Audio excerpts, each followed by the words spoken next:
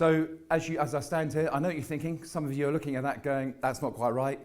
Could have worn black shoes, not brown. I've got what you mean. I specifically put customer is king up there because customer is king is sexist, ageist, and it's not really, it's so relevant from the decades ago when it came about. But even today, I think it still doesn't happen. It's just not happening. So customer is kink is relevant in the context of definition of kink. For those of you who whipped out your notepads, I'm not playing on words. We are going to be avoiding this reference to sexual preferences. I refer instead that the customer, often in a business and their strategy and their planning, is the obstacle, the flaw, the block. They're the pain in the arse, the crick in the neck. And from my perspective, I think what happens in a lot of companies, and I've worked for a couple where I could argue that that is how it existed, the only reference to customers was in the strategic plan annually, because if you didn't mention customers, you were going to get shot. However, when you operated in the 11.5 months between, the customer was just a pain, and there was a department that dealt with that pain. And the reality is, therefore, customers are not central to the business. And that needs to change, because otherwise businesses are killing themselves. And I'm talking about blue chips, not just smaller businesses. So, reference to this in terms of the group. When a lot of businesses now go online, go digital, so your interaction with them is no longer physical, it's by phone or web link. I'll take our likeness of the likes of Virgin Media. It takes me 17 minutes to get through to speak to another human. 17 minutes, as we all know, you end up multitasking just because you know it's going to be the most painful phone call in the world. When you're through acquisition, you're straight through. When you want to change, move, or cancel, it takes you forever. If you imagine that in the real world, before the virtual world of being online and being the only person at home on the phone to them, if that was a queue of people, this obviously, those that will obviously recognise this iconic 1978 campaign of Conservatives versus Labour, which got them through, Saatchi and Saatchi. But imagine that queue of people outside Greggs, Marks and Spencer's, a bank. People would just go, this is unacceptable. I'm going, I'm off, I'll vote with my feet, because they can physically see customer service is appalling. Whereas somehow, what was supposed to be easier through online has become more difficult. It works for the businesses because it saves them money, but from a consumer perspective, actually it's become worse. And we need to challenge that convention. Obviously, customer is king. This isn't just B2B, this is B2C, this is every business, small, medium, through to large. Any business that has any customer interface. And some might argue from a B2B perspective, what you'll have is customers are not really important. They're a commodity and they're just part of a transaction. It's bullshit really, isn't it? Because at the end of the day, unless somebody who is a customer is paying something into the system, the business is defunct very quickly, it dies. And so businesses that think like that actually are already identifying that the customer is the pain in the neck. I was going to say the other word. So, however, one of the big topics, and we sat on the table last night, we got into GDPR, which as a consequence meant we drank lots of wine in order to get through that process. But the whole principle of what should be making it better, easier, more convenient for the consumer has actually become worse, because everything feels like a block now. You go online, you want to get immediate access to something, and what happens? Stuff pops up in front of you, puts the blockers in, and you can end up with a series of complicated questions. That's nothing to do with consumer. So some businesses might make it a 2-step process, some make it a 5-step process. The problem is, why isn't it just homogenized or common? Because actually what the businesses are arguably trying to do is get you to just give in and just hit the I accept all, the big flashing red one, as opposed to the tiny one, would you like to adjust your cookies? So that's it from my perspective. So the ambition for me today is I will play devil's advocate, and I will challenge the convention of, I don't think customer is. So customer is king is gone. Customer is key is where we should probably talk about the discussion. At this very point, I'd love to bring on the guests and the panel, and they will briefly introduce themselves. So welcome to the panel group. I feel like I'm on question time or something. I don't mind. Oh, right. Thorn between two roses, is that right? Be careful of the seat. I don't know if mine just sagged when I sat down. It was like a horse that's back is broken. If you could just start by each person briefly introducing yourselves, that would be great. Okay. Hi, I'm Christine Bailey. I'm the CMO of Valitor, which is an Icelandic headquartered international payment solutions company. I've been working in marketing in the B2B tech world for all my career, so several years with Hewlett-Packard and with Cisco Systems and smaller companies in between. Very passionate about advocating for the customer. I did a doctorate in customer insight, and I'm currently writing a book on how you can use customer insights across your organisation. Don't know how to compete with that. Sorry. I'm Simon Breckon. I work for Pentland and I run Ellesse, the sportswear brand globally. About 20 plus too many years in marketing. About 7 for Gillette, making men shave. Then into food and restoring the mighty baked bean for Heinz. And then about 10 years in alcohol, so across Diageo, for like Tanqueray, Smirnoff, Kettle One. Basically getting you to drink alcohol. Was that your drinking phase? And then recently now into sportswear, so multiple categories, FMCG trained, emotional connections and consumer lifestyle. It's pretty good. Morning everyone, my name is Lucy Murphy. I'm the CMO for Freshfields. I suspect many of you haven't heard of Freshfields. We are a rather large global law firm, and I've been the CMO for about 6 years, but I've been at Freshfields for about 11 years.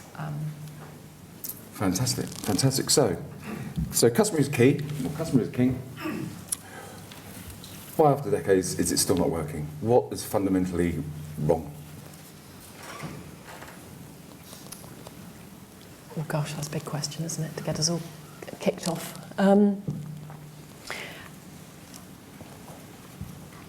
think there's obviously 3 ways in which you can be excellent. If we think of the sort of the Porter triangle, and you're either excellent at the customer, you're excellent at operations, or you're excellent at products.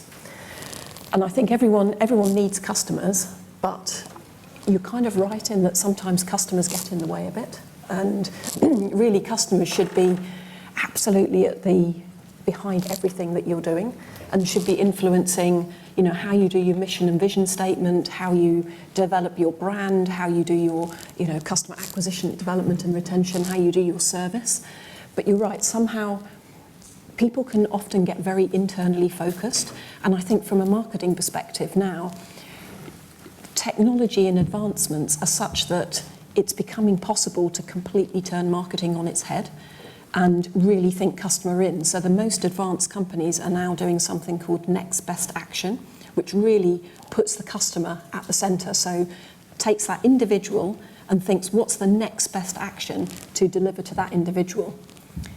But why are we still thinking the other way around? Even if we've done some really clever work with, segmentation and personas and profiling, most marketeers will still sit there and say, right, I've got this event coming up, or I've got this email campaign. Who can I invite to that event, or who can I target with my tactic? Whereas what we're moving to is the other way around. Why are we not moving there yet? I think there's a lot of reasons. Is how do we join up all of our channels? We've got the customer data in so many different channels, and not all of those channels is the data digitized. So you've got to digitize not only your your analytics as your footprint data, but also things like conference calls and digitizing that, or digitizing your call center scripts and everything. You've got to digitize all of your data, and you've got to get it all into one place. So that's hard. And then you've got to combine it with all kinds of artificial intelligence and machine learning. And already I can see the eyes glazing. It's hard, and it requires also quite a mind shift set. If you think of our sales leaders, they're still about the numbers, aren't they? How many leads are you delivering? And it's actually quite a hard conversation as a marketer to say, well, I'm not going to deliver you 1,000 leads.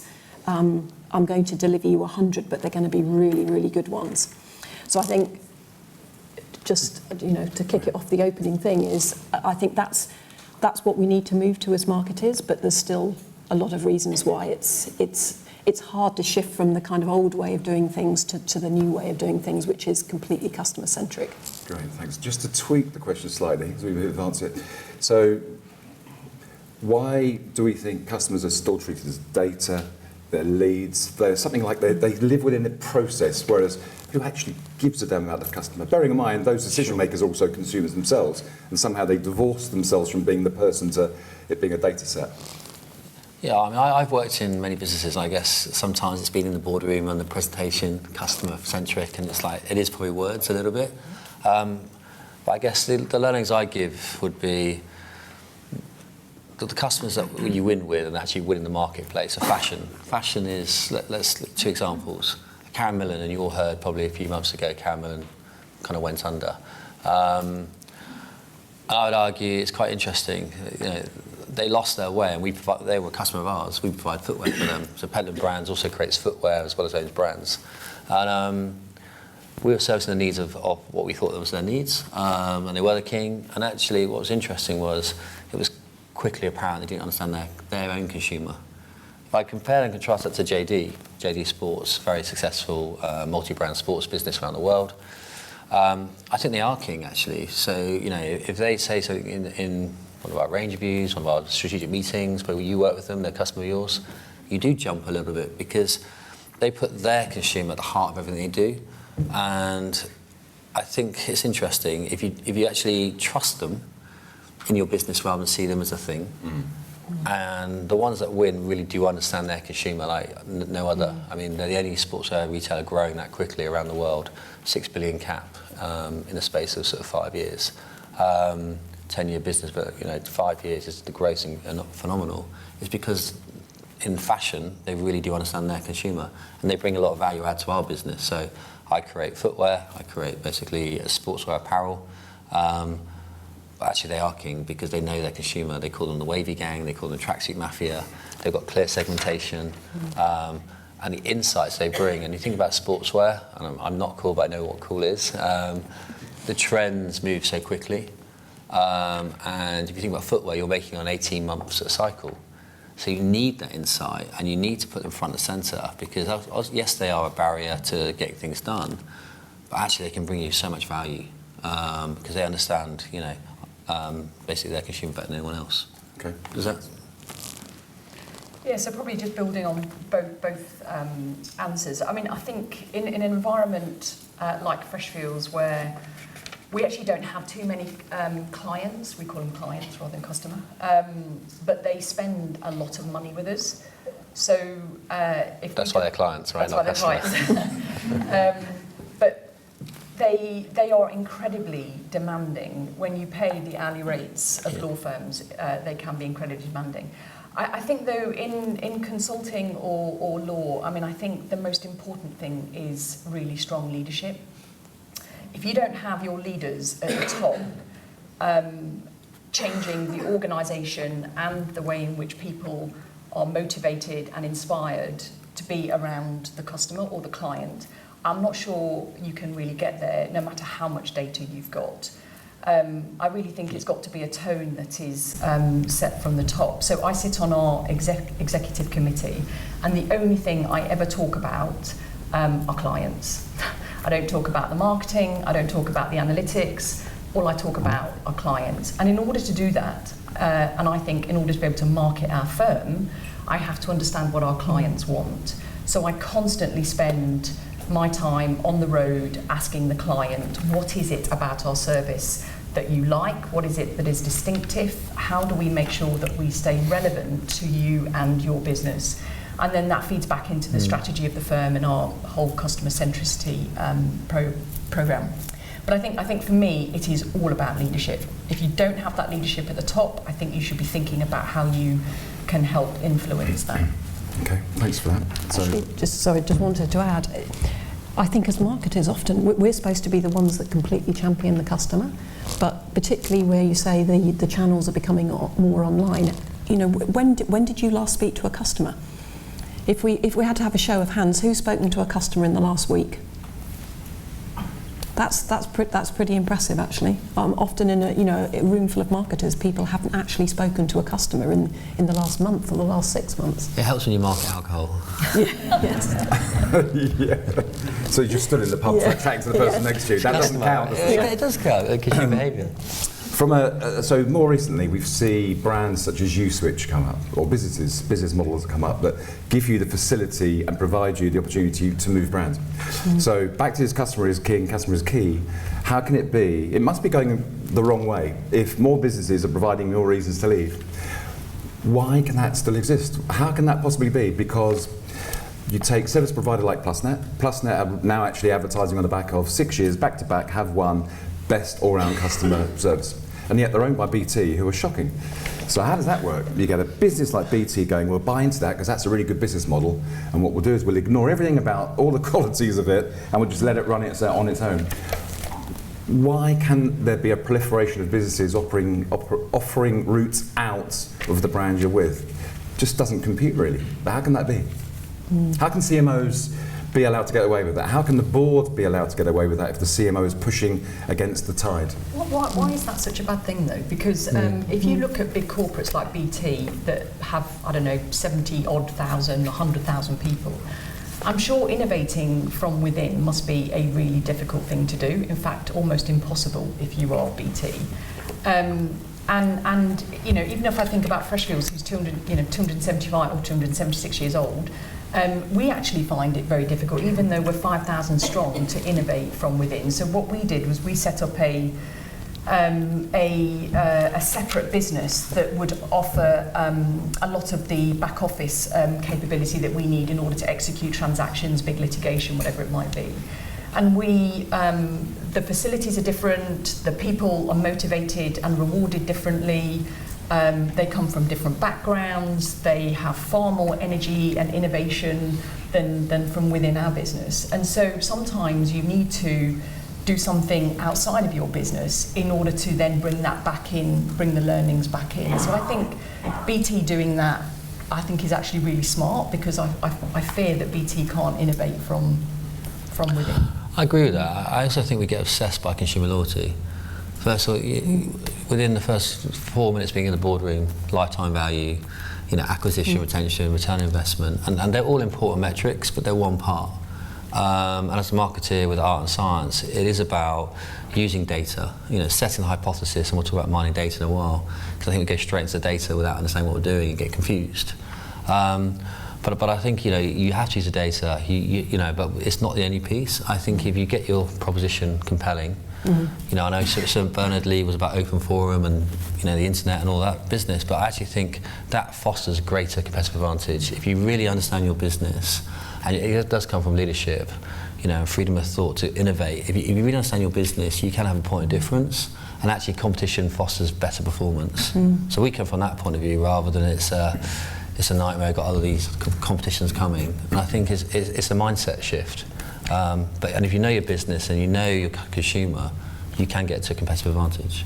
I think it's keeping businesses on their toes, actually, because I think it's all these comparison sites, it becomes about price, and then it's kind of really lazy marketing just to market on price, and you get found out. I mean, there's so much research now about the importance of authenticity, and it happened with me recently with my energy contract was coming to an end, and I thought I'd go for this, look after my bills, the ones that were on Dragon's Den. You've probably all had the Facebook ads popping up. So I was like, okay, right, I'll go for that. And I, put it all into the engine. They came back, we can save you £400. I thought, okay, all right, then I'll switch. So I gave notice to my provider. And then it came through with the details, and they wanted almost twice as much direct debit a month than my previous one. I thought, well, how can that be? And I actually looked at the numbers, and they were actually going to charge me more, not less. So I didn't switch, and I stayed with my current provider, who suddenly brought an extra special rate out of the drawer. But I think I guess the point is, yes, it's kind of good because it keeps people on their toes and it gets companies thinking more about the value that they're delivering. To your point, it's about creating it. Right? You have to create it, the service or experience. And it's not just about price, because that's pretty lazy. I don't know why it's just popped into my head, but you've just reminded me of, and I could never, it's either brilliant marketing or it's off the scale for me, but people would change and go in to buy a service from a business in order to get a fluffy meerkat. I used to think that was incredible, but people did, they got obsessed with it. I thought, Jesus. Anyway, we part that, that's not part of the discussion, that's not an official part of the discussion, you can edit that bit out. They did well for about 5 years, that whole strategy, right? Get the meerkat. It's bizarre, and people were obsessed. I've seen people obsessed. I mean, I lost contact with them as a result of finding out they were obsessed with them. A bit like NatWest and the pigs back in before my time, but the same thing.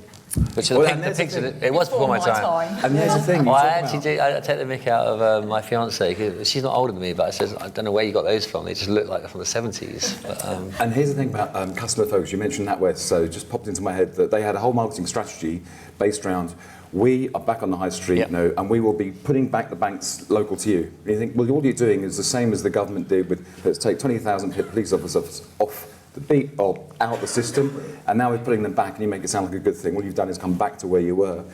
And yet they put that as a strategy, which was something that should have been there in the first place. So park that was for the moment. Back to customer. Do you think CMOs and marketing departments in general are too obsessed now with data and metrics and lose, I guess, that gut instinct and that feel for what's right about communications and customer engagement? Do you think we've gone too far the other way and it's about data sets?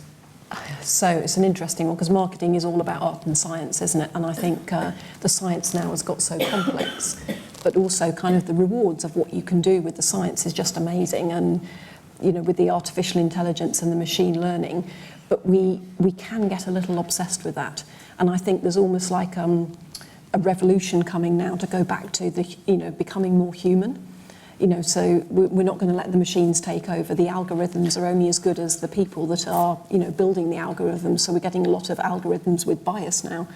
We have to be really careful with that. So I think there's a lot that can be done with automation. But for me, that's like, let's automate what we can automate to free ourselves up to give more time to the creativity with the science to support us. But let's not get too obsessed with the science because, at the end of the day, we're human beings, and the most successful companies will find a way to tap into the emotions of the human being. Because, we all know the famous quote, it's, people won't remember what you said or what you did, but they will remember how you made them feel.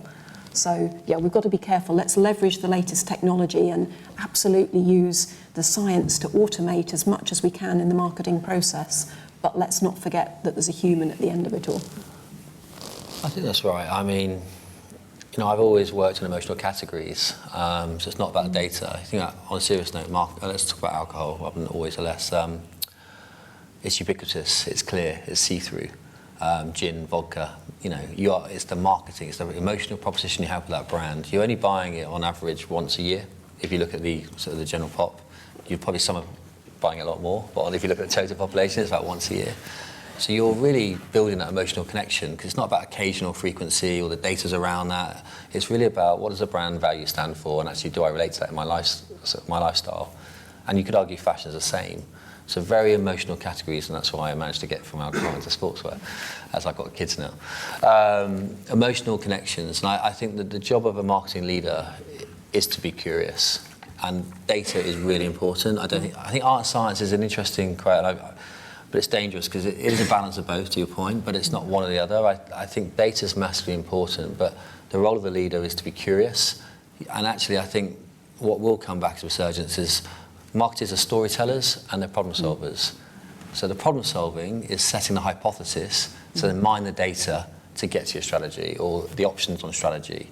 I think sometimes we'll bump, in a world of change and there's a lot of uncertainty, we get all these facts, we go safe because that's what the data tells us. That's not being inquisitive, not being curious. You're kind of just doing the norm and that's what you're executing, and that way is going to be to maintain or decline.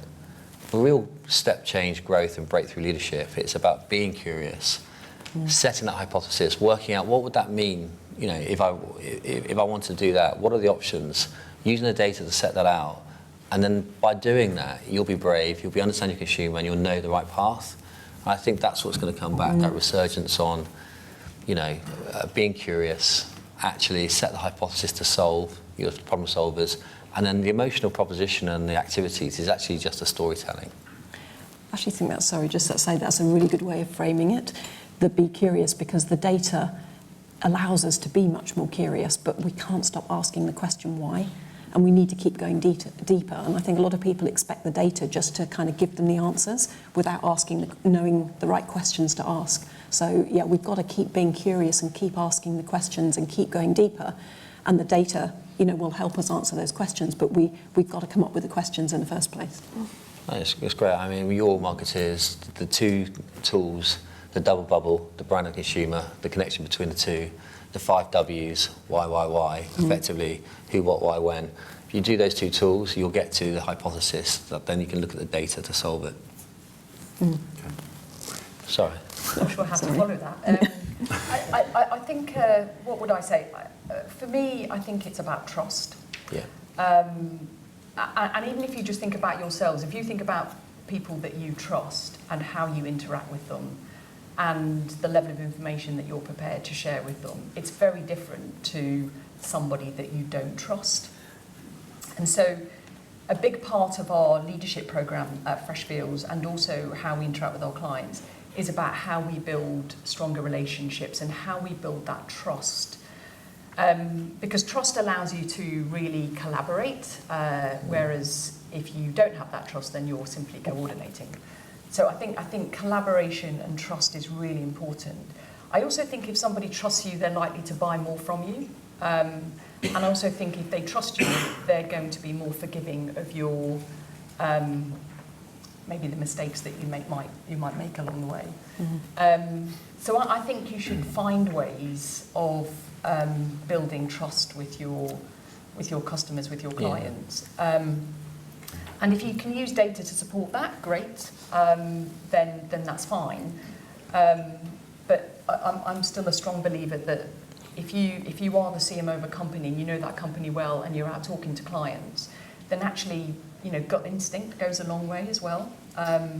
So I would say don't ignore the old-fashioned gut instinct either. But for me, it would be about how you build stronger trust, and that isn't spraying and praying your clients in the hope that something sticks. Sorry. Thanks. No problem. Just off the back of that, in terms of you mentioning trust, briefly, from your perspective, do you think trust is more likely to be eroded now because of the advent of too much data means we know more about customers and we will drive the messaging based on what we think they want to know, but it's really our agenda. Things like GDPR, which is about protecting the consumer. Do you think all of those just pull away from what is that true trust between brand and consumer? Everything else is getting in the way of that. Yeah, so I would say if there's nothing distinctive about your brand and how you communicate your proposition or your relevancy to your client, and it is this spray and pray, you will quickly erode trust. So, and it's not even, I don't think it's even differentiation these days. I really do think it's about how do you use the data, create use the data to create a very distinctive proposition. And also I think about tone of voice. I say marketing doesn't always take the time to really think about the tone of voice. How can you really use a language that resonates with the people that you are looking to sell to, as opposed to your internal client base? I think I looked at the agenda earlier. I think there's a whole section on tone of voice later. It's interesting. We're a self-expressive brand, Ellesse, the sportswear brand, and actually what you're buying into is the self-expression. I want to express myself through your brand, and tone of voice through all channels is massively important. I agree with you. I think marketing has become lazy around tone of voice. They mistake it for identity, and identity and tone of voice are two massively different things. And so how you connect and communicate with your tone of voice actually is what's growing our brand for the last 5 years. It's that sort of self-expression. I think that's partly influenced by SEO, actually. How do you get the balance right between writing a copy, that is totally optimised for SEO, and actually it doesn't sound like a human being anymore? You got the tone of voice wrong because you focused on the SEO. But slight tangent. Who's familiar with the Edelman Trust Barometer? Do you follow that? Yeah. It's so they've been going for about 18, 19 years, and they produce a report called In Brands We Trust, and it's like, I would say, the best barometer of trust. And this year, the 2019 report, they define 3 gates of trust, so around the product, the customer and the environment. And there are growing concerns with each of those gates of trust. So, mistrust is increasing. People don't trust companies anymore. They trust governments less, but they don't trust companies. And a lot of the concerns are around what companies are doing with their data.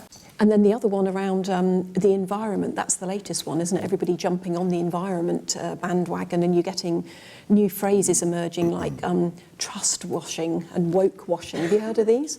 So there's actually a nomination for entry into the Oxford English Dictionary for, I can't remember which one it is, woke washing or trust washing, but it's basically where people jump on the environment or sustainability bandwagon and pretend, try and fake an association with their brand, and customers are being smart about that. But I think the message is customers are increasingly distrustful of companies, and it's to do with how they think their data is being abused, how they think companies are misusing, jumping on environmental and sustainability messaging, purpose messaging. So that's kind of the stark reality for us as marketers about, how can we be authentic and how can we connect to people on a human level. So a couple of questions from my side. One, firstly, is as brand custodian and as customer champion in the roles of senior marketeers, who's the biggest obstacle and a barrier within your business that you find yourself always battling against? I'll go for it. It's interesting. The digital performance team, and we have it separate out of kind of marketing. We separate on purpose. I'd argue it's a healthy tension, but it's every day. And I think it is that art and science. So we've got growth targets, got our own channels, we're doing really well. It's a big fascia for us, both our physical retail and obviously our e-commerce sites. We only run 3, US, global, out of UK, and then Germany. But my goodness, for the size of business and for the, but it is our window, but for the size of business, the tension we have between my brand teams and that department, it's unprecedented. And I think you probably can all relate to different ways on that. And I think that is the data and the acquisition and basically what it's saying, but then it's the how. So yes, I get it, but it needs to connect to the proposition, and the product has to be at the centre of that. And actually, here's the collections and this is what we're doing. And I won't bore you with it, but I think it's a really, I can see that for the next 3 years as we all wrestle with building our own channels, acquisition, fine, conversion, fine. There are metrics and the data says one thing, but then the how, it needs that science coming in. But I actually, on one hand, I find it a pain, and I'm very digital forward, but I find I find it a pain because it's just exhausting. But actually, the healthy tension part is really positive because you get to a better place. Always, you get to a better place, whether it be how we launch, in season, our products, how we hero things, how we storytell, how we drive the numbers in terms of traffic to the site, the conversion, how we spend the money. I think if one was doing it without the other, it wouldn't work. So I think it's a really healthy relationship, but it is a healthy tension. Okay. Every day. Biggest inhibitor, I would say, measurement. How we measure people. So we are a partnership. We have about 400 partners who run the business, and it's a 1.5 billion pound turnover company. So the equity sits with a small number of people, but they do drive a lot of the behaviour and the culture within our firm. And I would say the one thing that I would like to change, and I have said it's my legacy, so presumably the moment they want to get rid of me will be the moment they want to change this, but it's around how our partners are measured. So they have a partner business planning meeting every year, and their performance will be dependent on the hours that they've billed, how they've managed their matters, how good they've been to the people around them, so the fee earners, the associates that they work with. None of it is around the Net Promoter Score, and I would like to see that changing. None of it is around how their clients perceive them. So for me, it would be about taking a lot more of the external customer feedback into how they're appraised and rewarded. Because as partners of the business, there is a little, and they're also self-employed, so there is a little bit of, they can do their own thing to an extent, but they're obviously under the Freshfields banner. So for me, the biggest inhibitor is we measure people through the wrong metrics. I think the biggest inhibitor can be the CEO. Unfortunately, I've got a very supportive CEO, but if your CEO isn't bought into the vision that you have in marketing, your purpose, and putting the customer at the centre of what you do, then you're kind of dead in the water. I would say there's kind of two departments or two functions where there's healthy tension and unhealthy tension. So the unhealthy tension, I would say, is probably with the CFO, because we like to spend money and the CFO likes to save it. And there's always this tension between sort of operational efficiency and more sort of inward-looking projects versus the spending of the money and the more sort of outward-looking projects. So I would say that's probably the unhealthy tension. I think the healthy tension is with sales, because that's our biggest partner in the business. I describe them as we're like siblings. We quarrel a lot, but we love each other really. And I think it's still true that marketing's looking for a long-term relationship and sales likes a one-night stand. But I think that's probably my biggest partner in crime is sales.